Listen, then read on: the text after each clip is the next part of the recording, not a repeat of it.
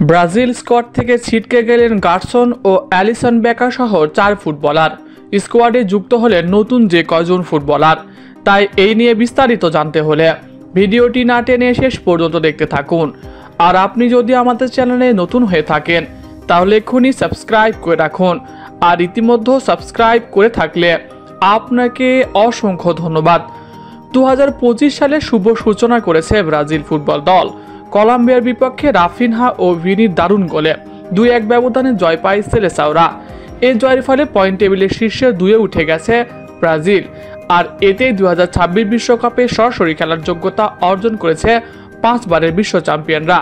তবে নিজেদের পরবর্তী ম্যাচ রয়েছে শক্তিশালী আর্জেন্টিনার বিপক্ষে। তার আগেই বেশ খারাপ খবর পেল ব্রাজিল।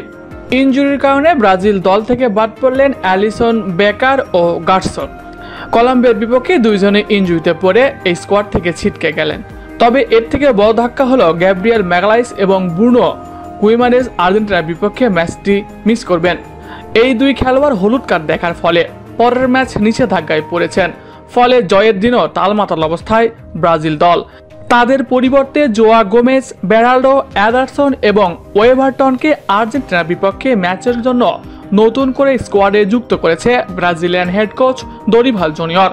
তবে অস্কার ও অ্যান্টনিকে দলে রাখেনি দরিভাল জুনিয়র। কথা ছিল কেউ ইনজুরিতে পড়লে অস্কার অথবা অ্যান্টনিকে দলে রাখার, তবে সেটা করেনি দরিভাল জুনিয়র। আর্জেন্টিনার বিপক্ষে এই দুইজনের একজনকে দলে রাখলেও পারতেন ব্রাজিল কোচ। আর্জেন্টিনার ঘরের মাঠে ব্রাজিলের খেলোয়াড়দের কঠিন চ্যালেঞ্জের মুখোমুখি হতে পারে। তাই তো কলম্বিয়ার বিপক্ষে দারুণ জয়ের পরও চিন্তার ভাঁজ দরিভাল জুনিয়রের কপালে। প্রিয় দর্শক, ব্রাজিল একাদশ থেকে 4 জন খেলোয়াড়ের ছিটকে যাওয়া ও আর্জেন্টিনার বিপক্ষে ম্যাচ নিয়ে আপনার মন্তব্য কি কমেন্ট করে জানাতে পারেন কমেন্ট বক্সে। এছাড়াও খেলাধুলার সকল আপডেট সবার আগে পেতে হলে আমাদের চ্যানেলটি সাবস্ক্রাইব করতে ভুলবেন না। ধন্যবাদ সবাইকে।